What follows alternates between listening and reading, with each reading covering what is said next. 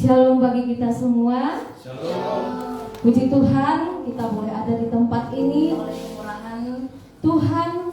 Kita bersama-sama mau memuji Tuhan. Bapak Ibu, saudara-saudara yang terkasih, kita akan memulai ibadah kita pada Minggu Baptisan Tuhan 11 Januari 2026. Kita akan dibawakan tema pada saat ini, Sakramen Baptisan Kudus, Matius pasal 3 ayat 13 sampai 17. Kita akan mempersiapkan hati dan pikiran kita. Kita mau bersekutu bersama-sama menghadap Tuhan. Kita bersaat teduh.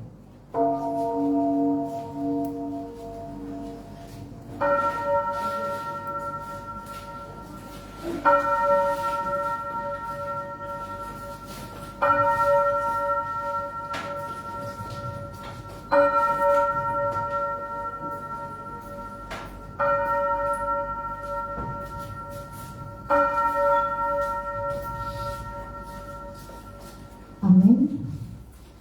Kita mau memuji Tuhan dari nyanyian rohani metodis nomor 174, Maha Kasih yang Ilahi, nikmat surga turunlah mendiami hati kami, kau mahkota kami. Maha Kasih yang Ilahi, nikmat surga turunlah mendiami hati kami, kau mahkota dunia. Yesus kau berlimpah rahmat, sumber kasih yang besar.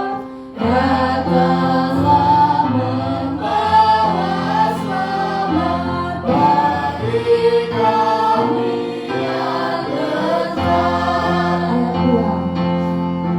Ia membuskan kasih-Mu dalam hati yang resah, di sejahtera hayati-Mu agar kami wariskan. Yesus Alfa dan Omega, nafsu dosa jangan. Hingga mimpi merdeka dalam hikmat selamanya. Musik memuji Tuhan.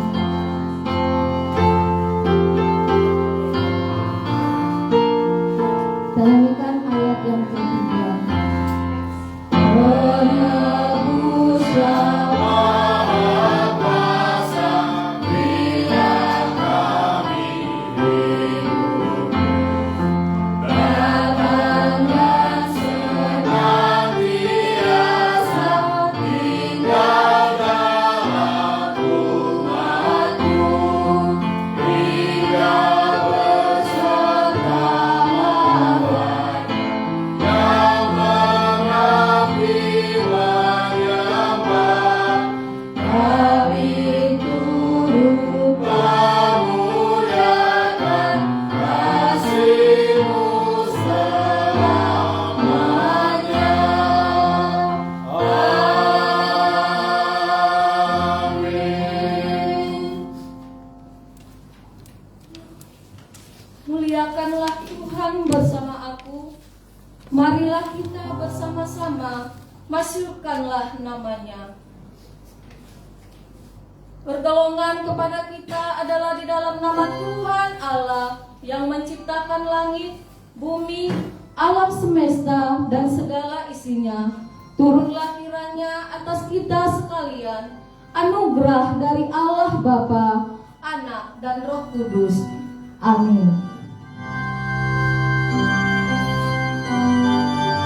Pujilah Allah Tuhanmu, masukkan namanya, kemuliaannya padamu selama-lamanya.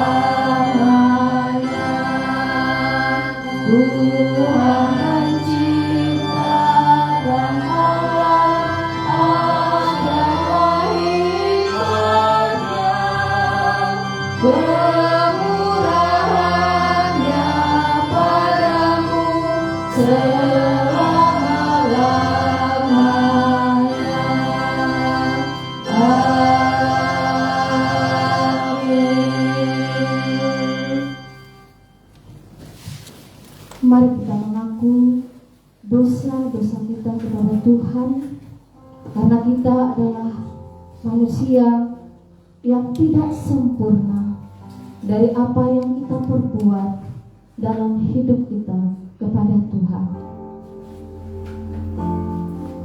Kita berikan awal di waktu untuk pribadi mengakui dosa-dosa kita.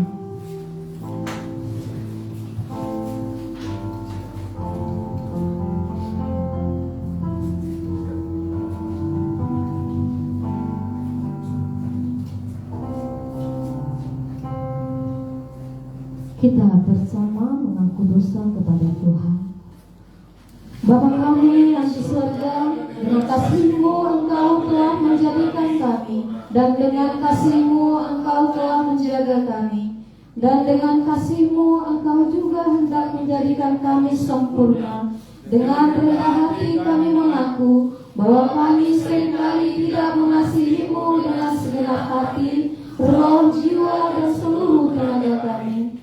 Kami juga sering tidak mengasihi sesama kami manusia, sebagaimana Kristus telah mengasihi kami. Memang Engkau di dalam kami, tetapi nafsu kami membuat kami lupa akan kehendak-Mu. Ampunkan kami Bapa, dan tolonglah kami, agar kami bertobat dari dosa-dosa kami, dan dari hidup kami yang salah itu. Pimpinlah kami dengan Roh-Mu, agar kami dapat berlaku seperti yang Engkau kehendaki, sehingga kami dapat masuk ke dalam kemuliaan yang sempurna daripada ciptaan-Mu, demi Yesus Kristus Tuhan kami. Amin.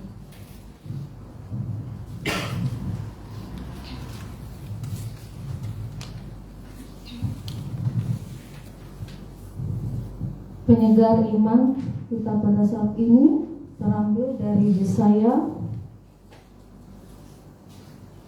pasalnya yang ke-44, ayatnya yang ke-21 sampai 22.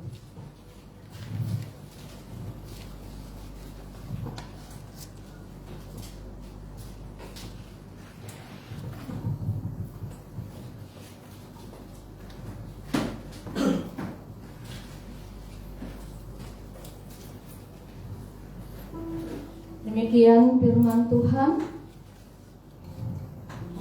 Tuhan penebus Israel, ingatlah semuanya ini, hai Yakub, sebab engkaulah hambaku, hai Israel. Aku telah membentuk engkau, engkaulah hambaku, hai Israel. Engkau tidak akan kulupakan. Aku telah melenyapkan segala pelanggaranmu seperti kabut, segala dosamu seperti awan. Kembalilah kepadaku, sebab aku telah menebus engkau. Mari kita berdoa, doa Bapa kami. Bapa kami yang di surga, dikuduskanlah namamu, datanglah kerajaanmu, jadilah kehendakmu di bumi seperti di surga. Berikanlah kami pada hari ini makanan kami yang secukupnya, dan ampunilah kami akan kesalahan kami, seperti kami juga mengampuni orang yang bersalah kepada kami. Dan janganlah membawa kami ke dalam pencobaan, tetapi lepaskanlah kami daripada yang jahat, karena Engkau yang mempunyai kerajaan dan kuasa dan kemuliaan sampai selama-lamanya. Amin. Kita layak di hadapan Allah oleh kuasa darahnya yang kudus melayakkan kita, sehingga kita mau dan boleh untuk memuji Tuhan, karena Dialah layak dipuji dan disembah. Alam semesta adalah ciptaan Tuhan yang layak untuk memuji memuliakan Tuhan. Alam semesta melukiskan kebesaran Tuhan, bumi dan surga menyanyikan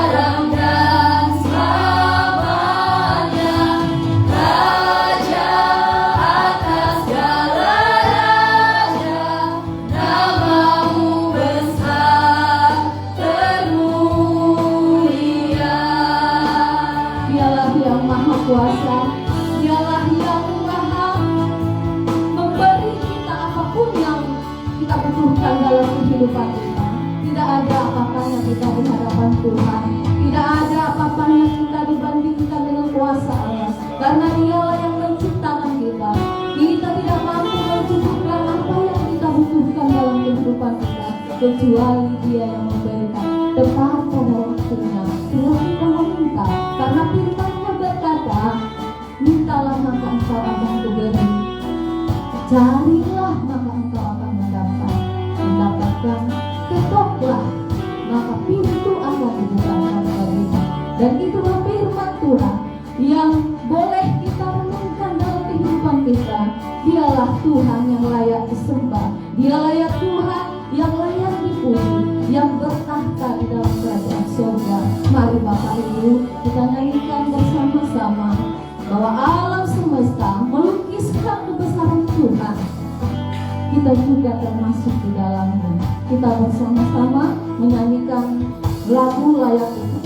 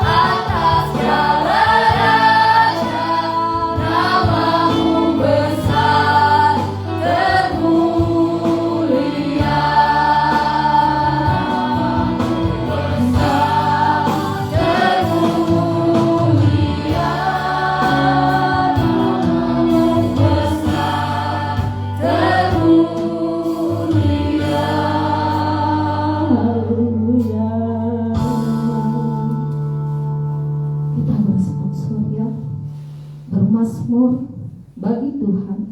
Mazmur pasal 29 ayat 1 sampai 11. Saya akan membacakan ayat yang ganjil. Bapak Ibu saudara-saudara yang terkasih di dalam Tuhan, membaca yang genap ayat 11 kita bersama. Kebesaran Allah dalam badai. Mazmur Daud. Kepada Tuhan, hai penghuni surgawi, berilah kepada Tuhan kemuliaan dan kekuasaan. Berilah kepada Tuhan kemuliaan namanya, sujudlah kepada Tuhan dengan berdasar. Suara Tuhan di atas air, Allah yang mulia mengguntur, Tuhan di atas air yang besar. Suara Tuhan penuh kekuatan, suara Tuhan penuh semarak. Suara Tuhan mematahkan pohon aras, bahkan Tuhan menumbangkan pohon-pohon aras Libanon. Ia membuat gunung Libanon melompat seperti anak lembu dan gunung Sion seperti anak air. Suara Tuhan menyemburkan nyala api. Suara Tuhan membuat padang gurun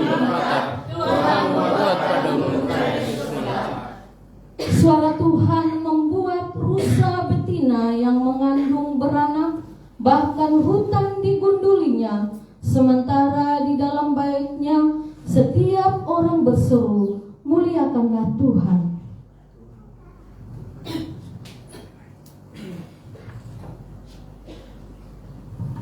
Tuhan bersemayam di atas lembah, Tuhan bersemayam sebagai Raja untuk selama-lamanya. Bersama Tuhan kiranya memberikan kekuatan kepada umatnya, Tuhan kiranya memberkati umatnya dengan sejahtera.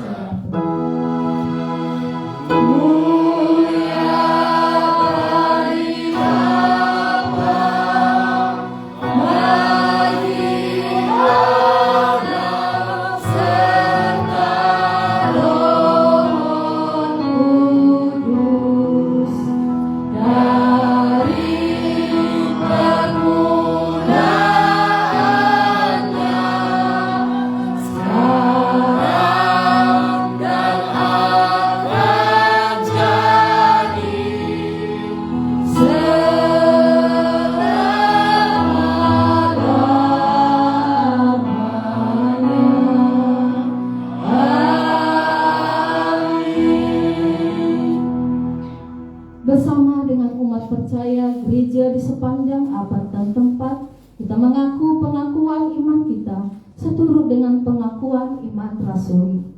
Aku percaya kepada Allah, Bapa yang Maha Kuasa, Tuhan langit dan bumi, dan kepada Yesus Kristus, Anaknya yang tunggal Tuhan kita, yang dikandung daripada Roh Kudus, lahir dari anak darah Maria, yang menderita sengsara di bawah pemerintahan Pontius Pilatus, disalibkan, mati dan dikuburkan, turun ke dalam kerajaan-Mu, pada hari yang ketiga bangkit pula dari antara orang mati, naik ke surga, duduk di sebelah kanan Allah, Bapa yang Maha Kuasa, dan akan datang dari sana untuk menghakimi orang yang hidup dan yang mati. Aku percaya kepada Roh Kudus, gereja yang kudus dan am, persekutuan orang yang kudus, pengampunan dosa, kebangkitan batin dan hidup yang kekal. Amin. Silakan duduk. Kita akan mendengarkan epistel.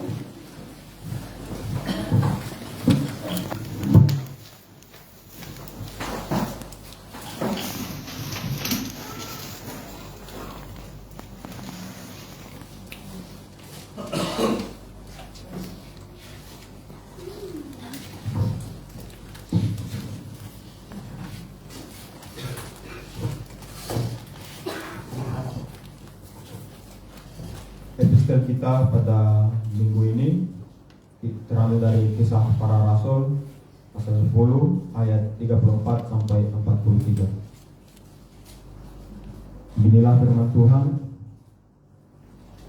Lalu mulailah Petrus berbicara, katanya, Sesungguhnya aku telah mengerti bahwa Allah tidak membedakan orang.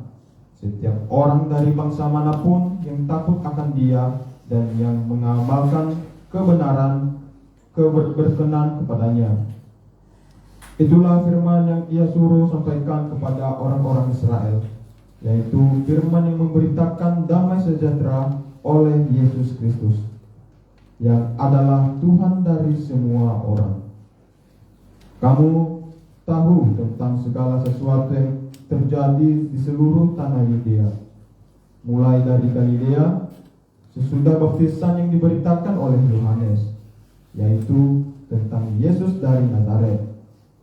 Bagaimana Allah mengurapi Dia dengan Roh Kudus dan kuat kuasa, Dia yang berjalan berkeliling sambil berbuat baik dan menyembuhkan semua orang yang dikuasai iblis, sebab Allah menyertai Dia. Dan kami adalah saksi dari segala sesuatu yang diperbuatnya di tanah Yudea maupun di Yerusalem. Dan mereka telah membunuh Dia dan menggantung Dia pada kayu salib. Yesus itu telah dibangkitkan Allah pada hari yang ketiga, dan Allah berkenan bahwa Ia menampakkan diri bukan kepada seluruh bangsa, tetapi pada saksi-saksi yang sebelumnya telah ditunjuk oleh Allah, yaitu kepada kami yang telah makan dan minum bersama-sama dengan Dia. setelah ia bangkit dari antara orang mati, dan ia telah menugaskan kami memberitakan kepada seluruh bangsa dan bersaksi bahwa dialah yang ditentukan Allah menjadi hakim atas orang-orang hidup dan orang-orang mati. Tentang dialah semua nabi bersaksi bahwa barang siapa percaya kepadanya, ia akan mendapatkan pengampunan dosa oleh karena namanya. Amin.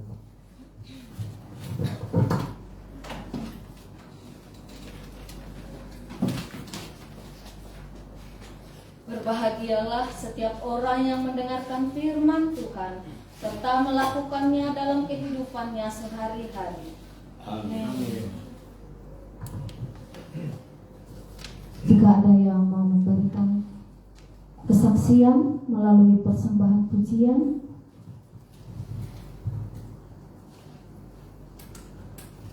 tidak ada, kita akan masuk pada warta jemaat.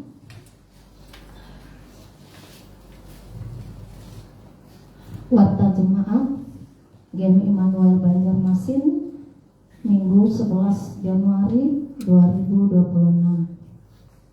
Pimpinan Jemaat Majelis dan Jemaat Immanuel Banjarmasin mengucapkan selamat beribadah kepada kita semua. Dan selamat datang kepada Bapak Ibu saudara-saudara yang baru pertama kali berhadir pada ibadah GEM Immanuel Banjarmasin. Jika ada, boleh berdiri.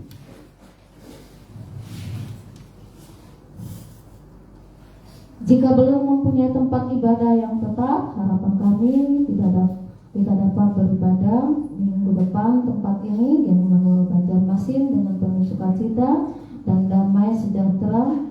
Tuhan Yesus memberkati. Bagi yang membutuhkan pelayanan berupa konseling, doa, dan pelepasan dari ikatan roh-roh jahat dan kuasa-kuasa kegelapan, serta membutuhkan bimbingan pranikah dan pernikahan, baptisan dan sidi, serta pemakaman, dapat menghubungi pimpinan jemaat dengan nomor kontak ada di warta jemaat. Adapun berita sepekan adalah sebagai berikut dari panitia kebaktian. Terima kasih untuk pelayanan firman oleh Bapak Pendeta Erwin Daud dan semua tim pelayan yang bertugas pada hari ini. Tuhan Yesus memberkati. Untuk pelayan di minggu depan, yaitu minggu 18 Januari 2026, untuk dapat mempersiapkannya, kami mengingatkan sekali lagi untuk pelayan firman oleh Bapak Pendeta James Damanik, liturgis atau worship leader, Saudari Cici GS Daily, pemandu pujian atau singer Saudara Wiwin dan Yupermi, pemusik oleh Saudari Susan, pembaca epistel oleh Bapak Edward Hutagalung, doa syafaat oleh Ibu Supitri Nenggolan, persembahan oleh Ibu Valencia, operator streaming oleh Saudara Martin Lutherku, operator slider oleh Saudari Revi Waru, persembahan pujian oleh P3MI, penyambut jemaat oleh Saudari Hana dan Mini Live. Kiranya Tuhan memberkati di dalam persiapan sehingga ibadah boleh berjalan dengan baik. 1.2, terima kasih untuk persembahan snack dari keluarga Bapak Edward Hutagalung. Kiranya Tuhan memberkati di dalam keluarga, boleh selalu menikmati di dalam berkat-berkat Tuhan. Dari panitia Natal, agenda Natal dan Tahun Baru boleh kita lihat di warta jemaat kita. Dan puji Tuhan, kita telah merayakan perayaan Natal P3MI tadi malam berjalan dengan baik. Kita juga akan merayakan perayaan Natal PWMI yang akan diadakan pada tanggal 28 Januari 2026. Kiranya kita mendoakan agar persiapan dan apapun yang akan dilakukan di dalam acara tersebut kita bersama-sama dan memohon untuk kehadiran kita bersama-sama di dalam acara Natal PWI nanti. Baik, untuk rap Natal boleh kita lihat di warta jemaat dan juga persembahan boleh kita lihat di warta jemaat. Hamba Tuhan dan majelis jemaat mengucapkan terima kasih atas kesetiaan jemaat beribadah dan memberikan persembahan, terutama persembahan persepuluhan, janji iman dan ucapan syukur. Tuhan Yesus memberkati persembahan Bapak, Ibu, Saudara-saudari sekalian. Selanjutnya dari Komisi Keanggotaan dan Evangelisasi, ulang tahun anggota jemaat di bulan Januari 2026, yaitu saudara-saudara dan Bapak Ibu yang berulang tahun pada bulan Januari. Kiranya Tuhan memberkati. Yang pertama, Ayu Kristiani Waruwu, Yohanes, Ibu Panggabean, Boru Dolok Salibu, Saudara Amos Itali, Martin Lutherku, Minilai Gule, Yoel Irto Tandi, Christian Reformis, dan Yunike Tirania Sianipar.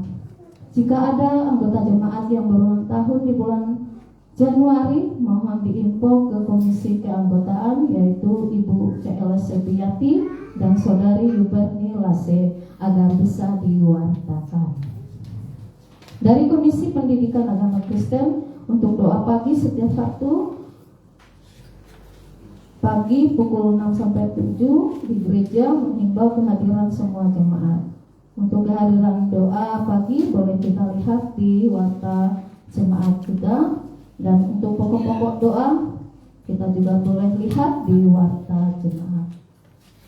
Dari Komisi Diakoni Sosial, puji Tuhan Ibu Sarah Siocing Solomat masuk rumah sakit Swaka Insan pada hari Rabu 24 Desember 2025. Burung Maria sakit komplikasi dan sudah kembali ke rumah pada hari Jumat 2 Januari. Kita berdoa untuk pemulihan kembali ibu kita terkasih, yaitu Ibu Sarah, agar beliau boleh kembali lagi bersama-sama dengan kita memuji Tuhan di tempat ini. Dari sesi sekolah minggu boleh kita lihat di warta jemaat. Untuk yang bertugas boleh memperhatikan agar persiapan untuk sekolah minggu berjalan dengan baik. Kehadiran dan persembahan boleh kita lihat dari seksi pemuda-pemudi Metodis Indonesia P3NI. Boleh kita lihat di dalam warta jemaat kita pada saat ini. Dan untuk yang bertugas dalam persekutuan kelas meeting dan juga persekutuan hari Sabtu boleh dilihat di warta jemaat. Kiranya Tuhan memberkati segala rencana dan program daripada gereja kita, dan kita bersama-sama mendukung apapun dalam kegiatan bersama-sama untuk kemuliaan bagi nama Tuhan. Tuhan Yesus memberkati. Demikian warta jemaat kita pada saat ini. Tuhan memberkati kita semua. Bapak, Ibu, Saudara-saudara yang terkasih, kita akan masuk kepada doa syafaat. Sebelum kita masuk untuk doa syafaat kita, mari kita puji Tuhan. Mengalirlah kuasa Roh Kudus bagaikan tanah kering yang merindukan air. Demikian kita juga merindukan Tuhan di dalam kehidupan kita.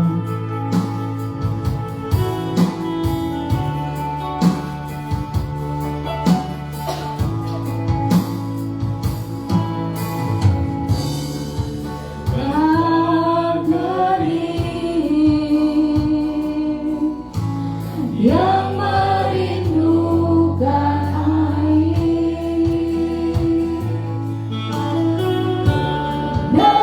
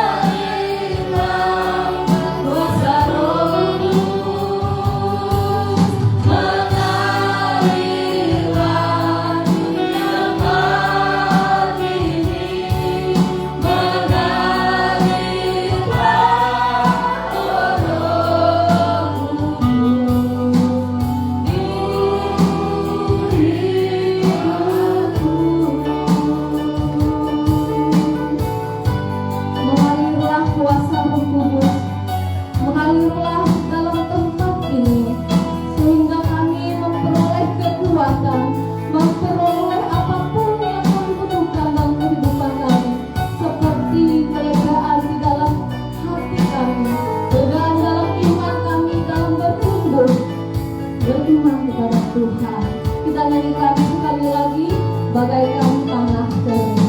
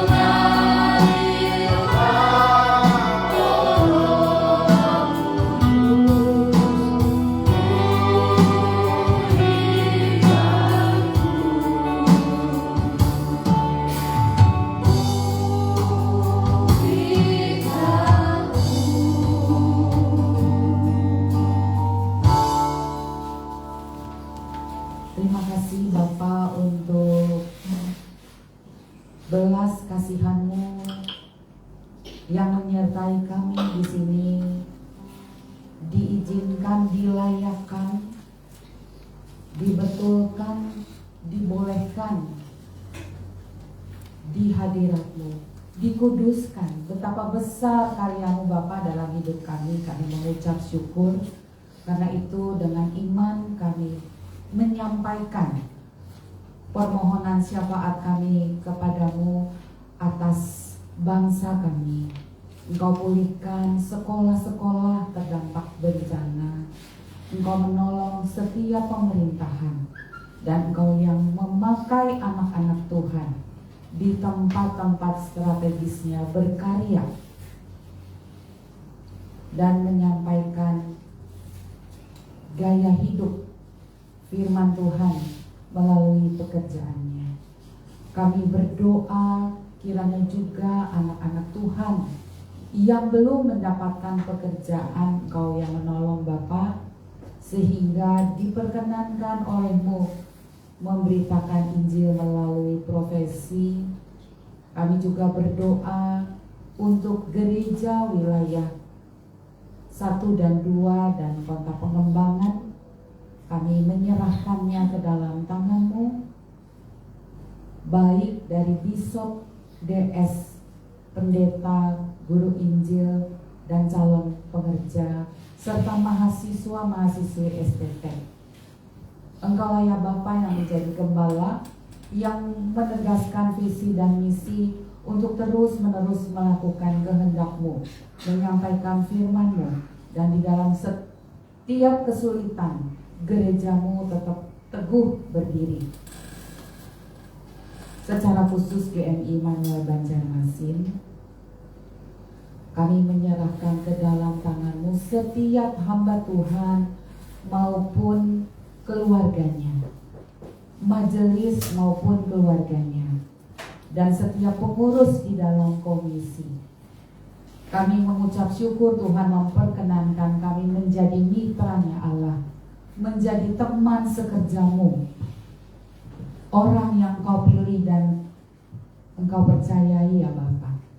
Karena itu Roh Kuduslah juga yang mengingatkan akan setiap tugas untuk melakukannya dengan takut akan Tuhan, dengan hati yang tulus ikhlas, dan dengan gentar melakukannya.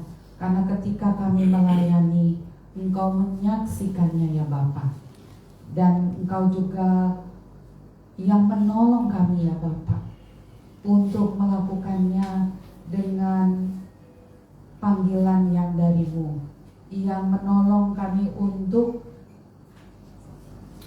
mendapatkan ide, hikmat ketika mengalami kesulitan, ketika banyak kendala dana, ketika kami banyak lupa. Engkau juga ya Bapa yang menolong kami untuk melakukannya di dalam nama Tuhan Yesus. Demikian juga untuk PPLPG, Engkau menolong setiap komisinya ya Bapa dan anggota-anggotanya, secara khusus untuk sertifikat rumah tanah gereja di tempat ini. Engkau menolong dalam indah nama, Engkau menolong sampai proses selesainya ya Bapa. Kami percaya Tuhan menolong dan memberikan hikmat, memberikan jalan keluar. Engkau menolong Bapak Marudut ya Bapa yang mengurusnya dan menyertai dengan kuasa Roh Kudus. Kami juga berdoa kiranya Engkau menolong kami di dalam memperoleh lahan parkir dan menjadi sukacita dan damai sejahtera bagi setiap sekeliling kami. Kami mohon juga Bapa Engkau menggerakkan setiap pujian yang terdengar. Tetangga-tetangga kami juga boleh merasakan nyamannya bersama dengan Tuhan. Kami berdoa Engkau menolong yang belum percaya melalui gaya hidup kami boleh diselamatkan. Kami juga berdoa untuk Komisi PAK dan anggota-anggotanya di dalam melatih guru-guru sekolah minggu, mengingatkan tugas-tugas guru-guru sekolah minggu, dan menambah keterampilan di dalam mengajar, di dalam manajemen kelas, di dalam mempersiapkan firman Tuhan dan kreativitas. Engkau Bapa yang memanggil guru-guru sekolah minggu untuk melakukan pelayanan, Engkau pula ya Roh Kudus yang kami muliakan, menolong dan mengingatkan. Kami menyerahkannya ke dalam tangan Tuhan. Tuhan, pakailah tenaga muda ini bagi kemuliaan nama Tuhan. Kami juga berdoa untuk komisi misi yang merindukan di sekitar Banjarbaru, kelompok mahasiswa yang belum memiliki gereja yang tetap, yang jauh dari Tuhan.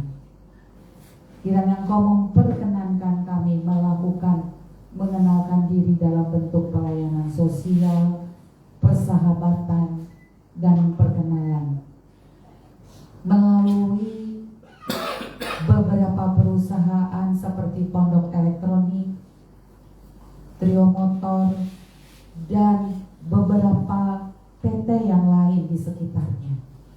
Engkau ya Bapa yang membukakan jalan. Kau menyertai kesehatan Ibu Evangelis Novia Daud dan menolong di setiap kesulitannya. Engkau Bapa yang berkuasa dan penolong, pelindung, dan juga yang menjadikan inspirasi bagi hamba-Mu ini. Bapa, kami menyerahkan anggota komisi misi ke dalam tangan Tuhan. dan pelatihan misi yang akan dikerjakan. Terima kasih Bapak. Kami juga menyerahkan ke dalam tangan-Mu setiap jemaat-Mu dan pelayanan sosial memberi makan kepada lansia. Engkau menolong, dan setiap lansia yang sedang sakit, Bapa Engkau jamah menemani dalam kesendirian dan juga menjadi penolong di dalam mengurus ke rumah sakit dan berobat dan menemani mereka dalam setiap kesulitan.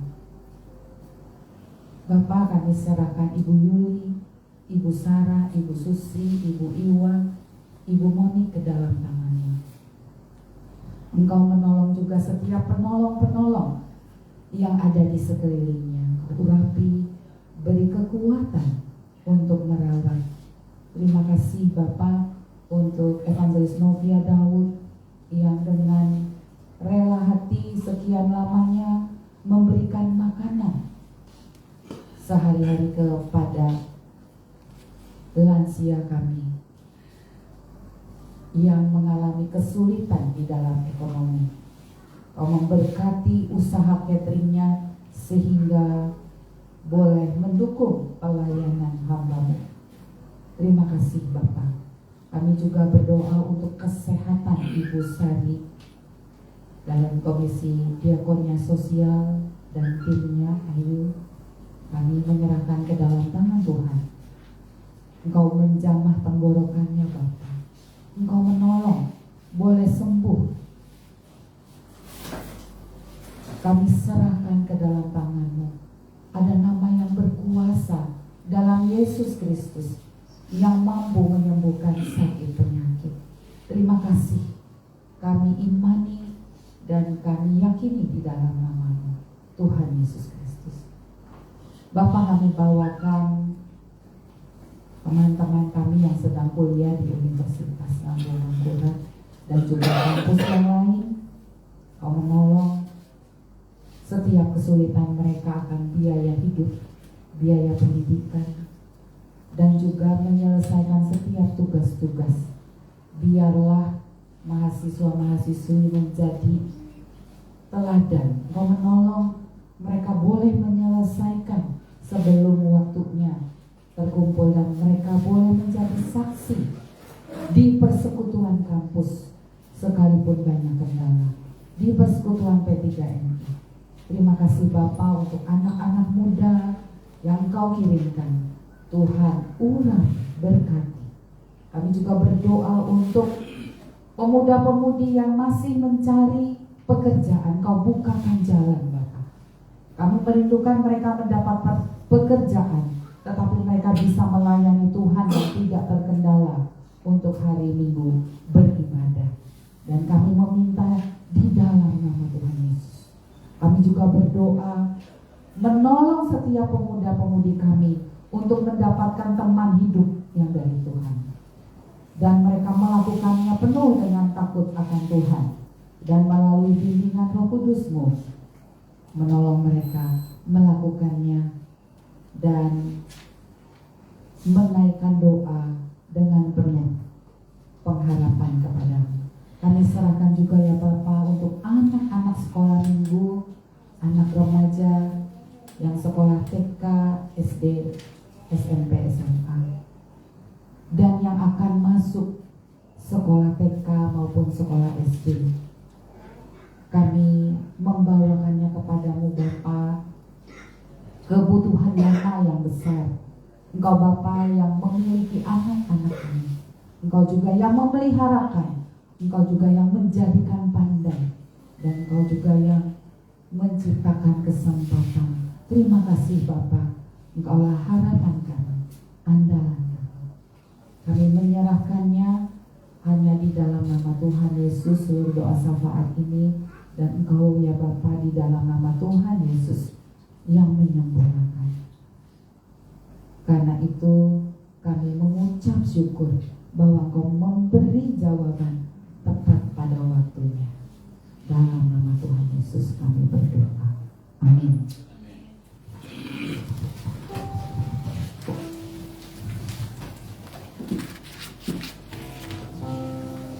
Di balasannya kita akan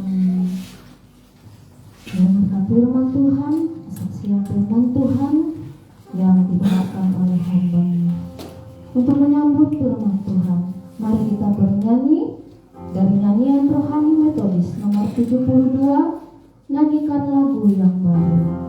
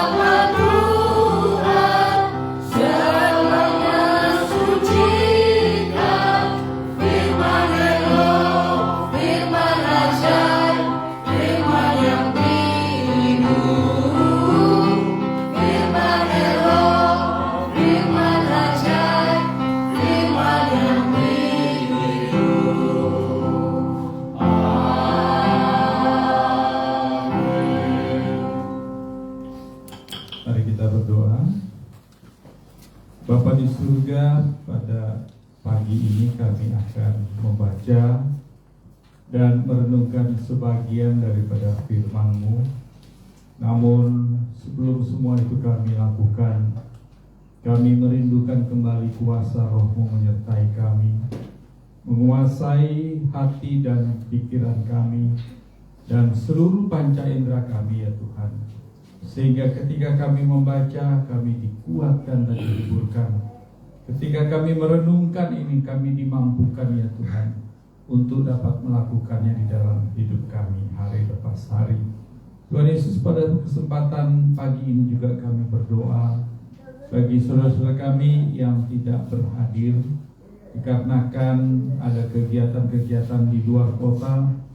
Tuhan juga kiranya memberkati keberadaan mereka selama di luar kota. Dan kami juga ingat untuk hamba-Mu Pak Alus yang saat ini sedang bergumul dengan keadaan banjir yang melanda rumahnya dalam beberapa waktu ini ya Tuhan. Tuhan kuatkan dia dan hiburkan dia ya Tuhan. Terima kasih Bapa, kami berdoa di dalam nama Tuhan Yesus. Amin.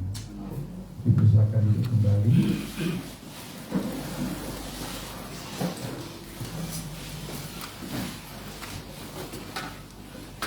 Bapak Ibu dan Saudara, kita akan bersama-sama membaca firman Tuhan yang diambil dari kitab Injil Matius pasal 3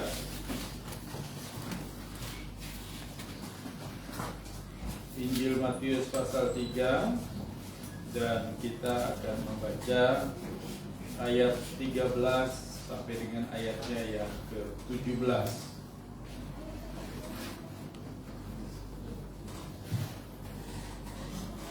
Perikopnya adalah Yesus dibaptis Yohanes.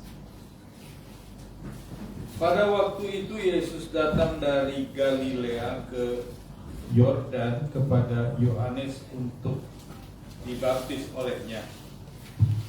Namun Yohanes mencoba mencegah dia.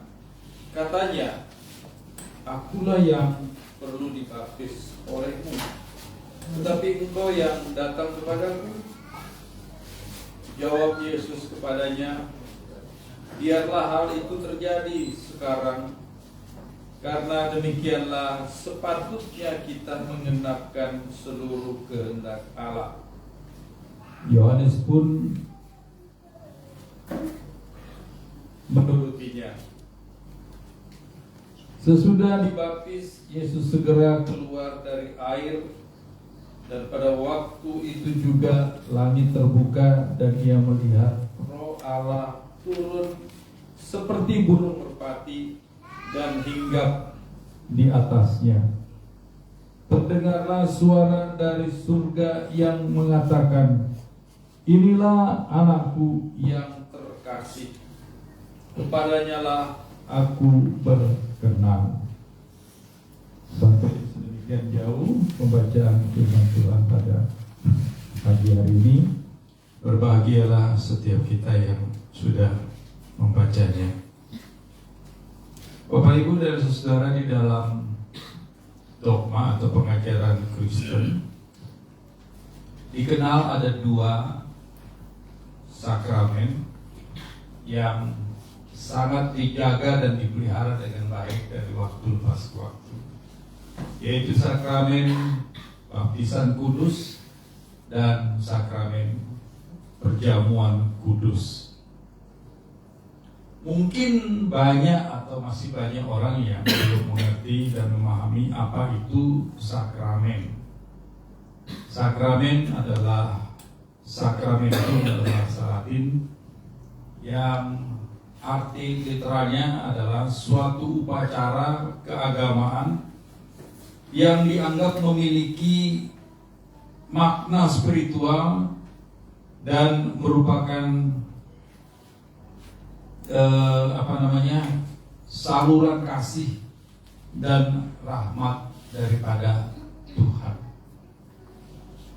Oleh sebab itu, sakramen baptisan kudus ini adalah satu sakramen yang sungguh-sungguh dijaga, dipelihara, dan dijalankan dengan baik. Ya, sama halnya juga dengan sakramen perjamuan kudus. Bahkan Alkitab pun menjelaskan agar supaya sakramen perjamuan kudus juga tidak boleh diperbuat atau dimain-mainkan.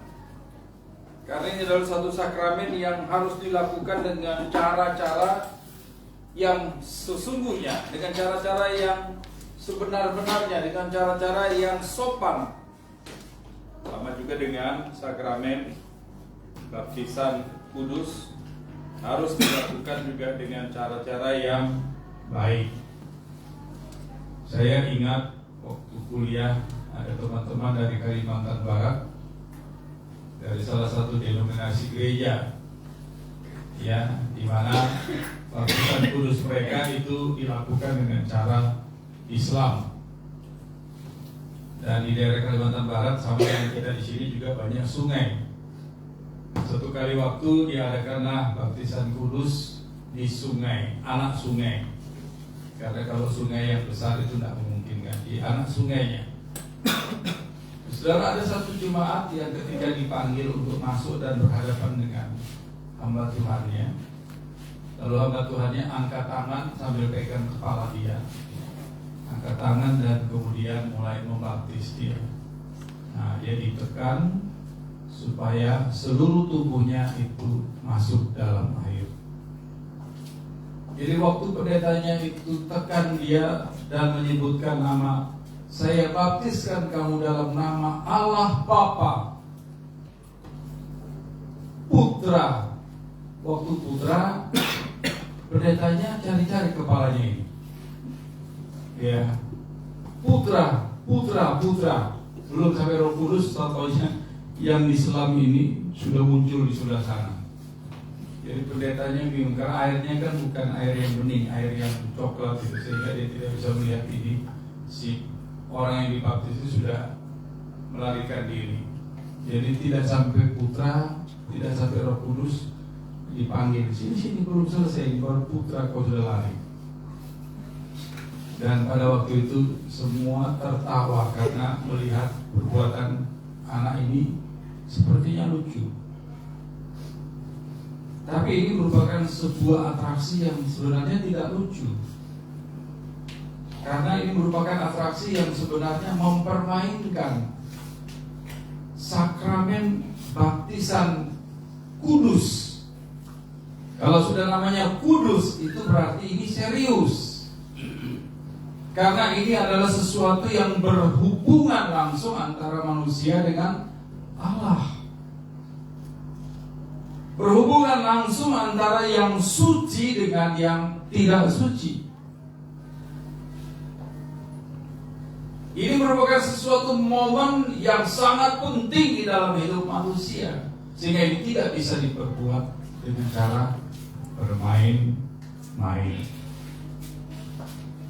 Saudara, di dalam proses baptisan kudus itu normalnya biasanya ada yang dibaptis dan ada yang membaptis. Tentunya yang membaptis itu level rohaninya lebih daripada yang dibaptis, ya kan? Dan biasanya yang membaptis itu adalah pendeta, ya. Dan yang dibaptis itu adalah jemaat yang bertobat dari dosa-dosanya dan menyadari kesalahan-kesalahannya, kemudian dia menyerahkan diri untuk dibaptis. Tetapi di dalam peristiwa ini berbanding terbalik, saudara, dengan prinsip-prinsip di atas tadi. Kenapa? Karena Yesus dibaptis. Dan ini bukan berarti bahwa Yesus adalah orang berdosa dan kemudian dia bertobat lalu dibaptis. Tidak. Tetapi kalau saudara perhatikan dan baca di dalam catatan tadi, Yesus katakan, ayo baptis saya, karena memang seharusnya demikian.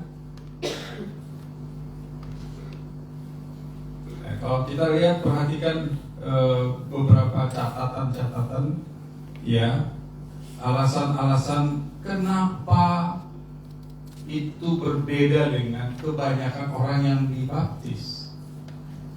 Kita perhatikan, ketika itu Yohanes sendiri berkata, seharusnya saya yang dibaptis, bukan Anda yang dibaptis.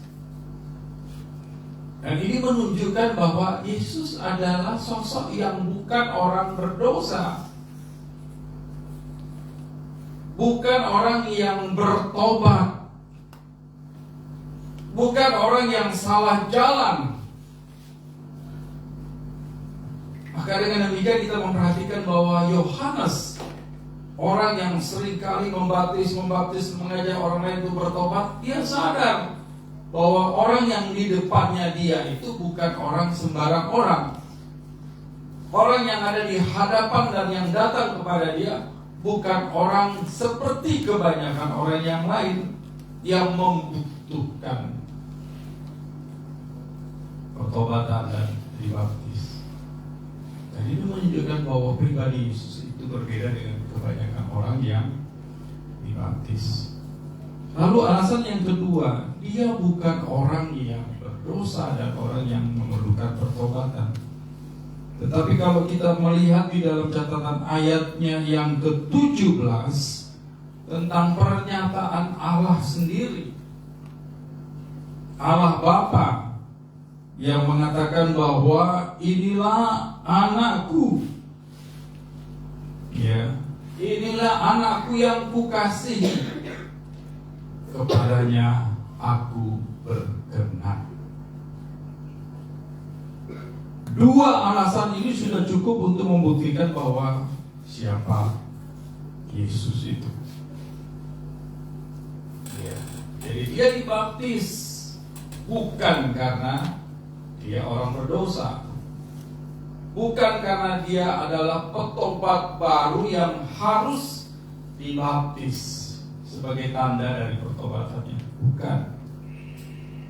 Tetapi dia sendiri mengatakan bahwa ya, perlu menjalani ini ya sebagai awal dari pelayanannya, sebagai langkah pertama dari apa yang dia harus kerjakan di dalam kehidupannya sebagai Allah dan sebagai penyelamat itu sendiri. Nah, saudara yang terkasih di dalam Tuhan Yesus Kristus, oleh sebab itu kita perlu memahami makna dari baptisan kudus yang dikerjakan oleh Tuhan Yesus. Yang pertama, saudara, bahwa makna baptisan adalah pembersihan dari dosa dan kesalahan yang telah dilakukan. Sekali lagi saya ingin sampaikan bahwa ini berbanding terbalik dengan apa yang Yesus lakukan. Tetapi saudara, di dalam Tuhan Yesus Kristus, di dalam kalangan orang Yahudi, khususnya di dalam pelayanan daripada Yohanes Pembaptis, baptisan itu adalah bentuk daripada pembersihan dosa dan kesalahan yang telah dilakukan oleh manusia yang berdosa. Ya, karena ini adalah sesuatu yang penting. Seseorang yang ingin hidupnya diperbaharui, seseorang yang ingin hidupnya itu menuju kepada kehidupan masa depan yang lebih baik, perlu adanya pembersihan, perlu adanya sesuatu yang memproses dia, dan akar daripada segala sesuatu yang baik, yang buruk itu adalah dosa. Itu yang perlu dibereskan. Kalau tidak, maka perjalanan hidupnya itu akan terus berkutat di dalam cara-cara hidup yang tidak tepat. Beberapa hari ini kita dilanda hujan dan juga air pasang ya. Di sini tidak sampai Pak ya, belum naik air ya sampai di atas seperti yang lalu-lalu.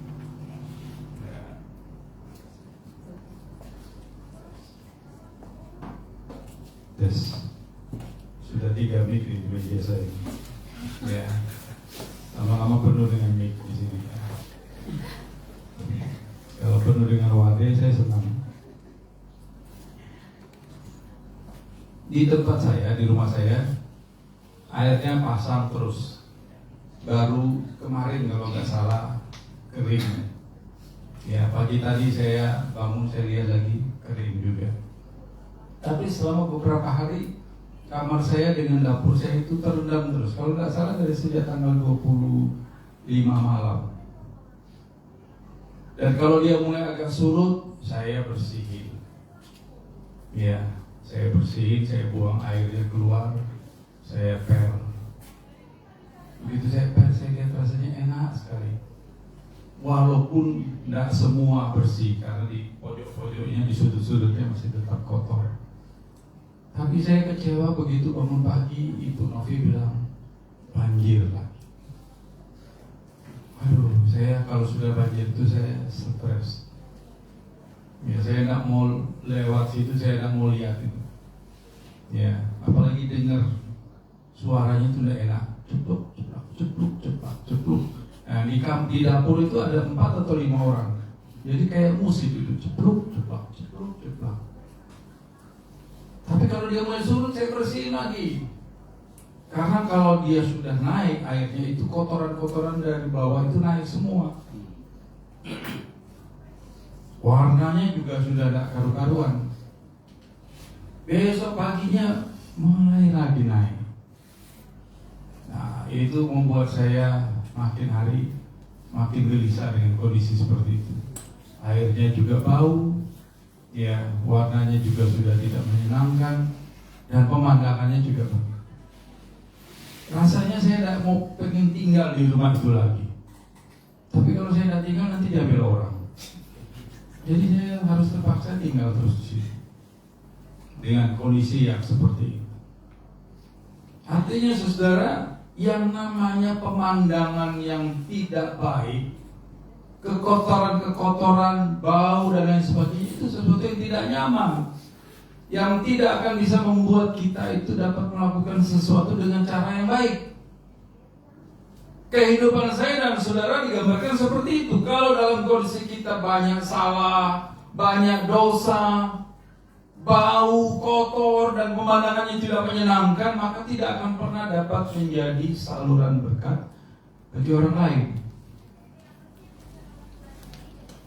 Makanya kenapa Yohanes Pembaptis berkeliling dari kota ke kota, dari desa ke desa, dan berkata, bertobatlah kamu, sebab kerajaan Allah sudah dekat. Pertanyaannya, bagaimana kerajaan Allah itu bisa dekat kalau orang-orang itu tidak dibaptis? Kalau orang-orang itu tidak bertobat, kalau orang-orang itu tidak menyadari bahwa dirinya berdosa, tidak akan pernah ada. Tetapi ketika orang mulai datang dibaptis, orang mulai bertobat dibaptis, terjadi pertumbuhan rohani yang luar biasa, terjadi kegerakan yang luar biasa. Makanya ketika ada perdebatan, wah, ini muridnya Yohanes, oh ini muridnya Yesus, ada perbedaan. Walaupun orang melihat dari kacamata yang berbeda, oh ini muridnya Yohanes, oh ini muridnya Yesus, mana yang paling benar ini? Nggak ada, sama semua, karena mereka ini adalah orang-orang hasil dan buah pelayanan yang dibawa untuk menuju kepada satu kehidupan yang lebih baik. Orang-orang yang mulai bertobat, orang-orang yang menjadi cikal bakalnya gereja Tuhan pada waktu itu. Kalau gereja Tuhan isinya adalah orang-orang yang tidak bertobat, maka sulit sekali gereja itu berkembang. Karena biasanya kalau orang-orang yang tidak bertobat ada di dalam gereja, isinya cuma berkelahi, gampang tersinggung, gampang marah, gampang sedikit-sedikit nak mau ke gereja, apa itu namanya? Meraju. Ya. Iya, ada orang yang kayak begitu, gampang meraju. Kenapa? Belum beres. Ditegur sedikit, nggak ke gereja 5 tahun. Iya. Tersinggung sedikit, mengancam, saya nggak mau pelayanan. Nah, ini sesuatu yang perlu kita introspeksi diri, saudara.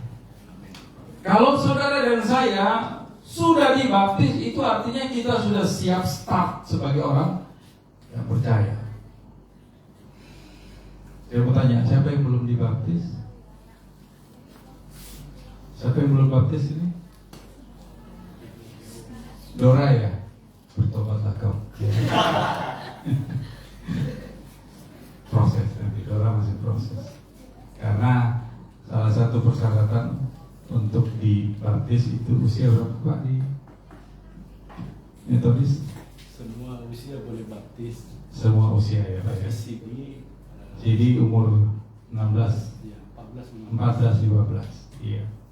Tapi kalau Dora belum baptis anaknya? Sudah baptis anak. Tapi enggak. Tadi kok enggak? Oh, saya tanya baptis tadi ya. Nah, makanya dia ragu-ragu separuh aja tadi. Setengah tiang. Iya, CD itu adalah pengukuhan iman dari baptisan anak ke baptisan dewasa. Ya, kita semua sudah dibaptis kan? Artinya harus fight. Ya, apapun yang terjadi dalam kehidupan iman kita, kita harus terus maju. Kita terus harus berkembang, berjuang, bertumbuh. Karena begitu kita dibaptis, kita diperhadapkan pada peperangan rohani. Kita diperhadapkan kepada satu tujuan. Ya, ketika Yohanes katakan bertobatlah kamu karena kerajaan Allah sudah dekat. Tujuan kita kemana? Tujuan kita cuma satu, surga. Siapa yang berani angkat tangan? Saya mau dibaptis supaya saya masuk neraka. Ya, kan enggak. Semua tujuannya cuma satu. Kita diperhadapkan pada satu tujuan, surganya yang mulia. Nah, ke surga yang mulia itu sangat diperlukan adanya pembersihan itu. Jadi, makna yang pertama, baptisan adalah pembersihan dari dosa dan kesalahan yang telah kita lakukan. Yang kedua, baptisan ini adalah sebuah kondisi di mana kita akan masuk di dalam satu keluarga Tuhan. Kalau kita masuk di dalam satu kondisi keluarga Tuhan, maka Tuhan itu menjadi Bapa kita. Sehingga tidak salah ketika Yesus mengajarkan kita doa Bapa kami dengan kata-kata Bapa kami yang di surga. Beda dengan rekan-rekan kita, saudara kita yang Hindu. Om kami yang di surga. Karena doanya orang Hindu Om Santi. Siapa yang namanya Santi di sini? Itu omnya dia itu ya. Om Santi. Dia pakai om. Kita pakai Bapa. Karena memang dia adalah Bapa kita. Kita adalah bagian daripada keluarga Tuhan. Kalau dia Bapa, kita anak, maka ini menunjukkan adanya hubungan yang sangat-sangat dekat sekali. Memang kalau namanya anak, kadang-kadang dalam perjalanan itu ada nakalnya, ya kan? Ada lupanya, ada cengengnya, ada merajutnya, kadang-kadang. Tapi kan enggak seterusnya. Kenapa? Karena dia sedang dalam proses pertumbuhan. Iya, begitu dia dibaptis, start hidupnya itu mulai dari anak-anak, nanti besok remaja, lusa udah pemuda, ya besok lusa dia sudah menjadi orang dewasa yang cara berpikirnya itu menjadi berkat bagi banyak orang. Kita keluarga. Kalau kita keluarga itu, maka yang paling dasar dari kehidupan berkeluarga itu adalah apa? Supaya kita hidupnya jadi baik dalam berkeluarga itu dasarnya apa? Yohanes 3 ayat 16 bilang apa? Ya, Bible bilang kasih. Kasih. Iya, yang membuat Tuhan turun ke dalam dunia ini karena kasih. Yang membuat dia bisa menikmati hidup dengan orang baik, orang tidak baik, orang yang jahat, orang yang menyalibkan dia, cuma satu, kasih. Dan di dalam ikatan kekeluargaan ini, kasih itu adalah hal yang paling tinggi dan mulia. Sehingga di dalam kitab Korintus 13 ayat 13, ya, iman, pengharapan, dan kasih. Dan yang terbesar adalah kasih. Tapi orang-orang yang ada di kantong Kristen seperti di NTT, di Manado, di Papua, yang terbesar adalah baku pukul. Ya, iman, pengharapan, dan kasih. Yang terbesar adalah baku pukul. Ya, yang terbesar adalah baku maki. Ya, kalau di daerah saya itu omong apa aja pasti ada binatangnya. Iya. Pasti aja ya. Dan itu bahasa sehari-hari yang sangat gampang diucapkan. Terlalu mudah sekali. Saudara terkasih, kasih adalah pengikat yang luar biasa. Sehingga ketika kita dibaptis, itu berubah hidup kita. Tidak ada lagi kata-kata binatang, tidak ada lagi kata-kata yang menjengkelkan dan menyakitkan. Tetapi kasih ini dibangun sebagai bentuk wujud bahwa kita adalah orang yang hidup sudah diperbarui menjadi keluarga Tuhan yang diikat oleh ikatan kasih. Ya, setuju nggak? Setuju nggak? Coba bilang sama yang sampai kiri sampai kanan, I love you.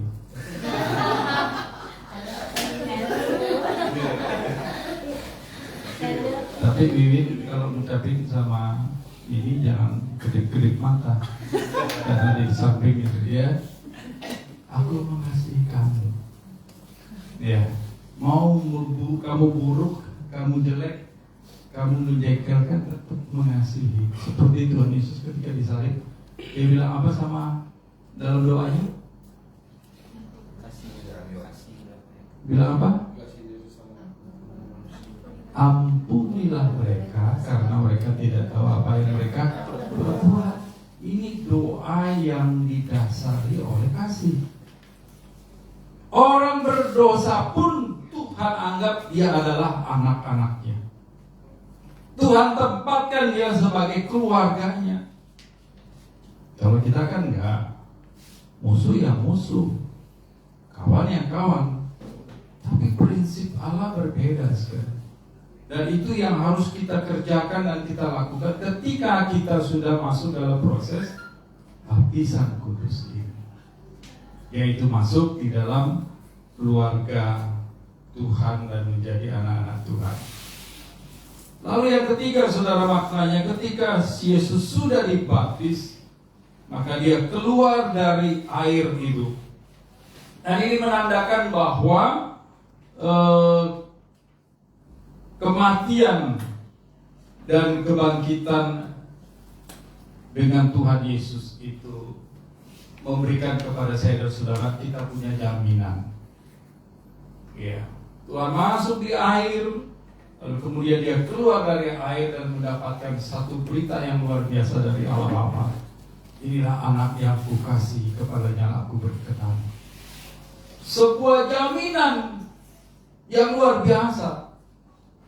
Dulu saya dan saudara sama, posisinya sama, statusnya sama, berdosa. Dan kitab Roma mengatakan upahnya dosa adalah mati kita.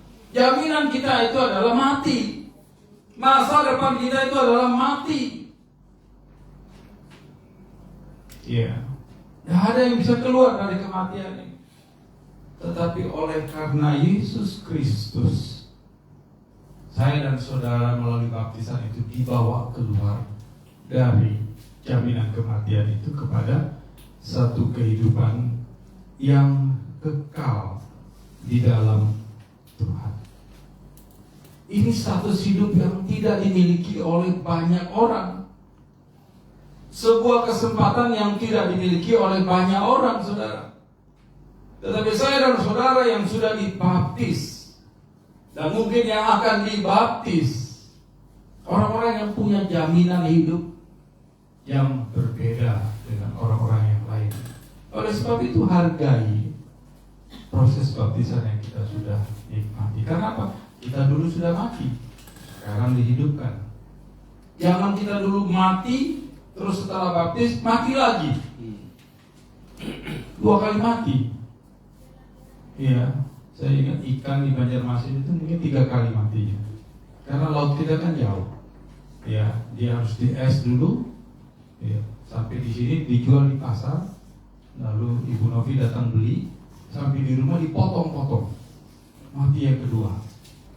Ya, setelah itu digoreng lagi. Mati yang ketiga. Ada orang sudah digoreng masih dipanggang lagi ikan. Mati berkali-kali. Kasihan betul. Hidup manusia mungkin seperti itu. Hidup orang Kristen bisa jadi seperti itu. Kenapa? Tidak memaknai baptisan itu sebagai satu kali mati dan bangkit bersama Kristus. Tapi seringkali memperlakukan hidupnya itu mati terus. Hidup kita nggak boleh seperti itu. Kenapa? Tujuan kita cuma satu, surga. Artinya harus hidup. Dan itu sudah dilakukan oleh Kristus Yesus untuk memberikan kepada kita jaminan hidup. Ya, kita sudah mati, Dia berikan kita jaminan supaya hidup, dan hidup yang berguna, hidup yang bermanfaat, hidup yang menjadi berkat. Karena apa? Tujuan kita adalah surga. Lalu yang terakhir, saudara, ketika kita dibaptis, di dalam ayatnya yang ke-17, ayatnya yang ke-16, dikatakan bahwa ketika Yesus keluar, Roh Kudus turun ke atasnya menyerupai seekor burung merpati. Ya, seekor burung merpati dan hinggap di atas kepalanya. Ini artinya ketika seseorang dibaptis, maka dia mulai menjalani satu kehidupan yang baru, yang mungkin tanpa arah, ya, tanpa tujuan. Karena kita manusia kan hidupnya memang terbatas. Tetapi kehidupan yang tanpa arah dan tanpa tujuan ini dipimpin kepada satu tujuan, diarahkan kepada satu arahan melalui siapa? Roh Kudus. Tadi saya katakan bahwa Pak, tujuan kita cuma satu, surga. Nah, kita dituntut ke surga itu oleh Roh Kudus supaya kita tidak belok ke sana kemari. Saya waktu renungkan bagian ini, kenapa merpati ya? Memang saya juga suka dengan burung merpati itu, kalau lihat wajahnya, bulunya halus, matanya itu kayak agak-agak bule. Kok nggak burung hantu? Kenapa kok burung merpati? Ya, kenapa ada burung yang lain, garuda kayak apa kayak yang kokoh, tapi burung merpati? Ya, tapi nggak usah dibahas ini karena ini untuk program studi S4 ini. Ya, saudara yang terkasih di dalam Tuhan Yesus. Tetapi yang saya ingin tekankan di sini adalah ketika kita dibaptis, kita mulai dituntun oleh Rohnya yang kudus. Kita menerima Roh Kudus. Makanya sebelum Yesus naik ke surga, ada satu pernyataan di dalam Kisah Rasul 1 ayat 8. Masih ingat apa bunyinya? Masih ingat bunyinya?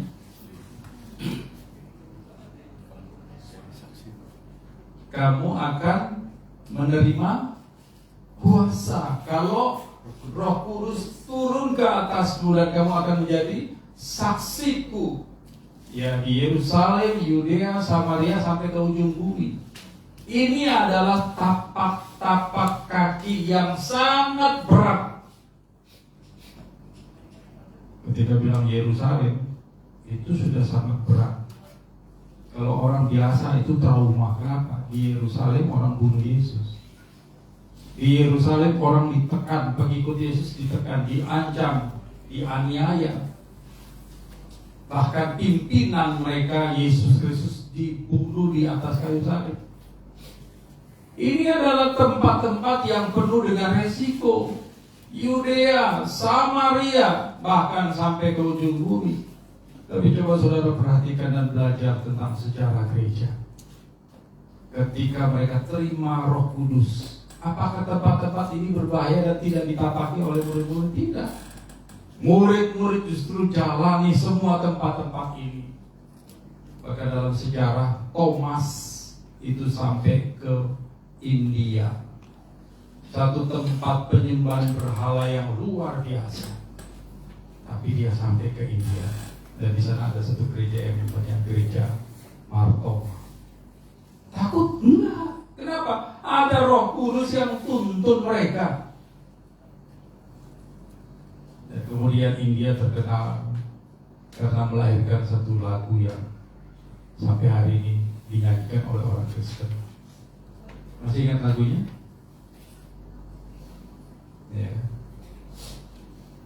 Masih ingat lagi, Pak Jim masih ingat lagi Pak? Bu Novi masih ingat? No turning back, no turning back. Mengikut Yesus. Ya, setelah dulunya ada baru mengikut Yesus keputusanku, mengikut Yesus keputusanku, mengikut Yesus keputusanku, ku tak ingkar, ku tak ingkar. Kalau Thomas tidak sampai di India, mungkin tidak ada orang India yang percaya kepada Yesus, termasuk yang ciptakan kata-kata ini. Seorang kepala keluarga yang percaya kepada Tuhan, dan ketika dia percaya kepada Tuhan, dia dikelilingi oleh orang-orang kampung, kepala desa, diancam, tinggalkan imanmu, kalau ada anakmu saya bunuh. Lalu dia mulai buat bait yang pertama, dan anaknya dibunuh. Kalau kamu tidak tinggalkan imanmu, istrimu saya bunuh. Dan dia ciptakan bait yang kedua, istrinya dibunuh. Dan yang ketiga, mereka kata, kalau kamu tidak tinggalkan imanmu, kamu sendiri kami bunuh. Dan dia ciptakan bait yang ketiga, dan dia dibunuh. Tapi setelah dia dibunuh, mereka kembali semua pulang.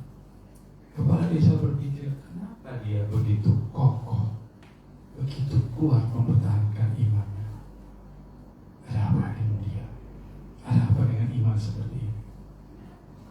Dan pada akhirnya kepala desa itu pun juga bertobat, mengenal Kristus. Takut? Nggak takut. Kenapa? Roh Kudus menyertai mereka. Kalau Roh Kudus tinggal bersama-sama dengan saya dan saudara pada waktu kita menjalani baptisan kudus, jangan khawatir tentang studimu. Jangan takut tentang keluargamu, apa yang kamu makan, apa yang kamu minum. Jangan khawatir tentang pekerjaanmu. Hari ini selalu orang bilang, waduh ekonomi lagi susah, tapi makan terus.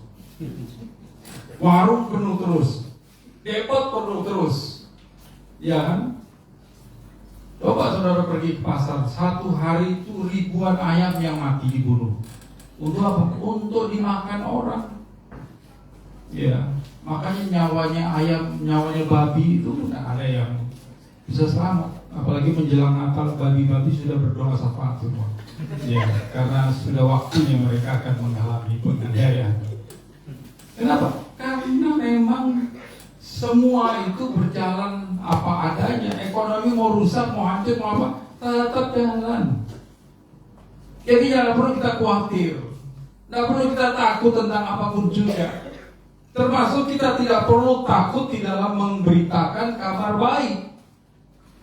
Tidak perlu khawatir di dalam pelayanan. Tuhan itu adalah Tuhan yang Jehovah Jireh, yang menyediakan terus. Gak usah khawatir. Coba kita mundur 2-3 tahun yang lalu, ya, GMI Immanuel Banjarmasin seperti apa ya? Kita masih ibadah miliknya orang, tinggal di seberang. Orangnya minta kita tinggal di hotel, tapi hotel punya orang, kita bayar tiap bulan. Ya, sekarang kita sudah ada tempat sendiri. Ya, jelek-jelek kita tempatnya sudah ada sendiri. Dan saya percaya saudara, perjuangan demi perjuangan kita nggak perlu takut. Satu saat tempat kita nggak begini lagi. Ya, tempat kita pasti akan berubah, makin bagus, menampung makin banyak orang. Ya, mungkin tingkat 7. Ya, ya ini aja udah tingkat 3, itu 2. Iya, pasti akan perubahan. Asal apa? Asal kita itu pelayanan dengan cara yang positif, cara berpikir yang positif, dengan tujuan yang positif untuk memuliakan nama Tuhan. Jadi saudara-saudara, kita kembali lagi ke belakang. Kita sudah dibaptis, ya, kita sudah jalani sakramen kudus, dibaptis, dan itu adalah langkah awal untuk kita mulai melayani Tuhan. Kita sudah dipindahkan dari dosa, dari maut kepada kehidupan. Kita sudah disatukan jadi keluarga Allah. Kita sudah dibersihkan dan kita sudah menerima Roh Kudus. Bertanggungjawabkan ini di hadapan Tuhan hari lepas hari. Kita berdoa. Bapa di surga, kami kembali bersyukur kepadamu ya Tuhan. Oleh karena pada pagi ini kami boleh merenungkan bagian-bagian firman-Mu yang mengingatkan kami ya Tuhan, peristiwa baptisan kudus yang Engkau sudah jalani ya Tuhan, dan Engkau praktekkan sebagai wujud daripada keteladanan Tuhan di dalam memulai sebuah pelayanan yang penuh dengan tantangan. Tetapi Tuhan, kami bersyukur bahwa pelajaran hari ini mengingatkan kami bahwa baptisan kudus merupakan sebuah langkah awal di dalam pelayanan kami yang harus kami bereskan, bersihkan dari dosa dan kesalahan-kesalahan yang selama ini menyelimuti kami dan menghambatkan kami untuk menjadi yang lebih baik. Kami juga disadarkan ya Tuhan bahwa ketika kami dibaptis, kami sudah dipindahkan dari kematian kepada kehidupan yang kekal melalui Yesus Kristus. Kami diingatkan juga Tuhan bahwa ketika kami dibaptis, kami dibawa untuk menjadi satu keluarga Tuhan. Tuhan menjadi Bapa kami dan kami adalah anak-anak-Mu ya Tuhan. Dan baptisan ini mengingatkan kami bahwa ketika kami sudah dibaptis, kami sudah dibersihkan, kami sudah dipulihkan, Engkau memberikan kami modal kekal, yaitu Roh-Mu yang kudus tinggal di dalam kami, menuntun kami menuju kebenaran demi kebenaran, menuntun kami untuk mencapai capaian-capaian yang lebih baik, agar supaya nama Tuhan dipermuliakan. Gereja Tuhan juga terus-menerus akan mengalami pertumbuhan. Terima kasih Bapa di surga, di dalam nama Tuhan Yesus kami berdoa dan bersyukur. Amin.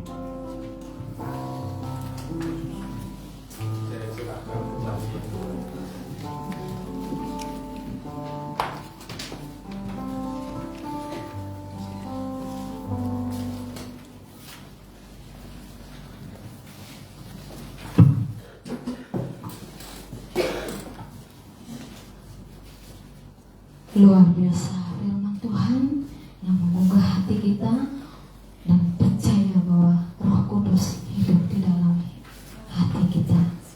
Nah, firman-Nya berkata, sebab Dialah Allah kita dan kitalah umat gembalaannya, kawanan domba tuntunan tangannya. Pada hari ini, kalau saja kamu mendengar suaranya, janganlah keraskan hatimu seperti di Meribah, seperti pada waktu di masa di padang gurun. Jemaat Tuhan, tiba saatnya kita akan memberikan persembahan yang terbaik bagi Tuhan. Karena firman-Nya juga berkata, berilah kepada Tuhan kemuliaan namanya, bawalah persembahan dan masuklah ke pelataran-Nya. Persembahan diedarkan 2 kantung, persembahan untuk kas gereja dan persembahan ke depan, perpuluhan, ucapan syukur, yaitu amplop putih dan dana natal amplop biasa. Sambil kita mengumpulkan persembahan untuk Tuhan, mari kita bernyanyi, ku bawa hidupku sekarang.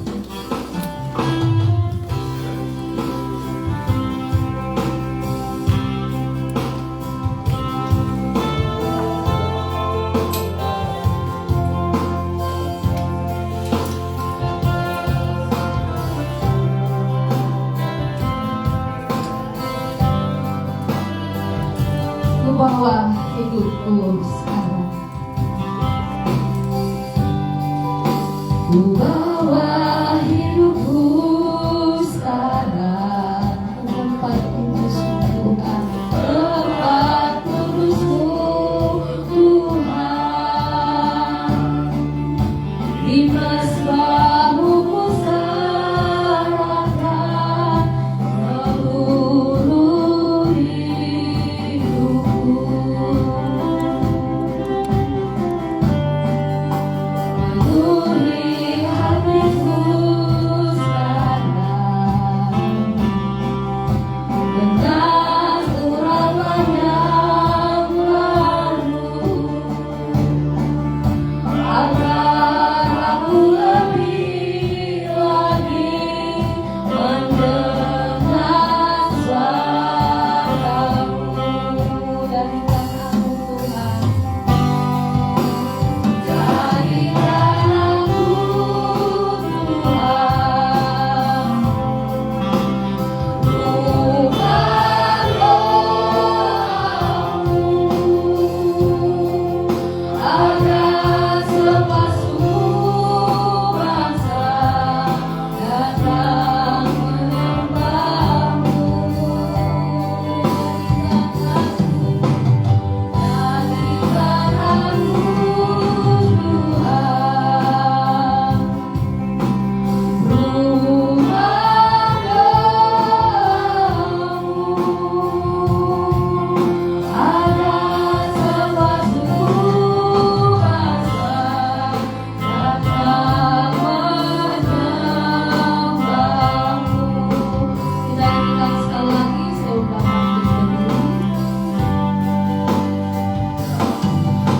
Ku bawa hidupku sekarang ke tempat kudus-Mu Tuhan. Di mesbah-Mu ku serahkan seluruh hidupku. Penuhi hatiku sekarang dengan urapan yang baru, agar aku lebih lagi mendengar suara-Mu. Jadikan aku Tuhan, jadikan aku Tuhan, rumah doamu, agar seluruh bangsa, agar sepasukan bangsa datang menyembah-Mu. Jadikan aku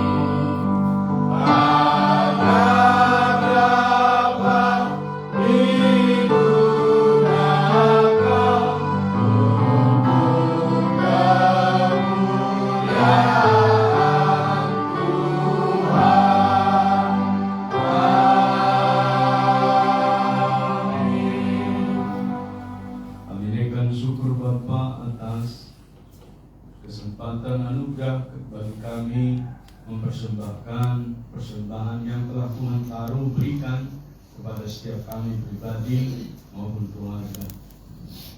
Dan ketika kami mempersembahkannya, itu adalah persembahan yang terbaik yang telah kami dedikasikan, niatkan, dan nazarkan kepada Engkau dalam bentuk tekad komitmen, khususnya di dalam memulai tahun yang baru. Oleh karenanya Bapa, terimalah niat dan juga dedikasi nazar kami ini menjadi dupa yang harum di hadapan-Mu, dan Engkau meteraikan yang telah kami lakukan, praktekkan. Engkau memberkati persembahan gantung untuk kas gereja, agar di gereja, di rumah-Mu tidak berkekurangan makanan, sehingga operasional gereja dan juga nafkah hamba Tuhan dapat tercukupkan, sehingga di rumah Tuhan yang adalah rumah roti selalu tercukupkan Bapa di surga, sehingga menjadi berkat bagi jemaat dan juga bagi setiap kami yang melayani. Selalu ada persediaan yang telah Engkau siapkan. Demikian juga Bapa untuk persembahan persepuluhan, berkatilah setiap jemaat-Mu yang telah menyerahkan persepuluhan mereka. Demikian ucapan syukur dan janji iman dan lain-lain persembahan untuk mendukung panitia Natal. Tuhan berkati. Kami menyerahkan pekerjaan dan usaha jemaat-Mu, tolonglah mereka. Juga yang saat ini belum berkesempatan menikmati pekerjaan atau usaha, tolonglah juga Bapa. Kami menyerahkan persembahan ini menjadi upaya yang harum di hadapan-Mu, agar gereja-Mu, Emmanuel Banjarmasin, bukan saja menuju kemandirian keuangan, tetapi juga menjadi berkat di Banjarmasin dan sekitarnya dalam pelayanan sesuai dengan tugas dan fungsi gereja. Bapa di surga, terimalah persembahan yang kami naikkan pada pagi hari ini di dalam minggu yang kedua dalam tahun baru ini. Tuhan berkati. Kami menyerahkan menjadi kemuliaan bagi Tuhan dan hormat. Dalam nama Yesus kami menyerahkan persembahan kami. Amin.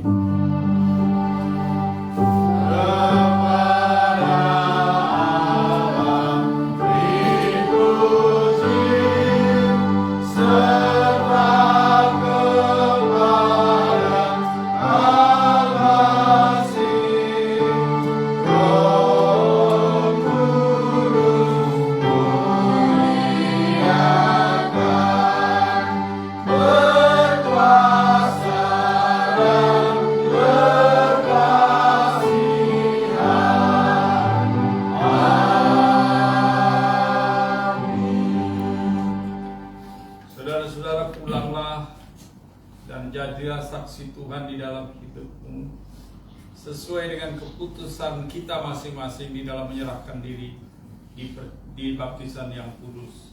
Dan terimalah berkat yang daripada Tuhan, kasih karunia yang sempurna daripada Allah Bapa, Allah Putra, dan pertolongan, penyertaan, dan penghiburan, kekuatan daripada Roh Kudus menyertai kita sekalian dari sekarang sampai Maranatha, Tuhan Yesus datang untuk yang kedua kalinya. Amin.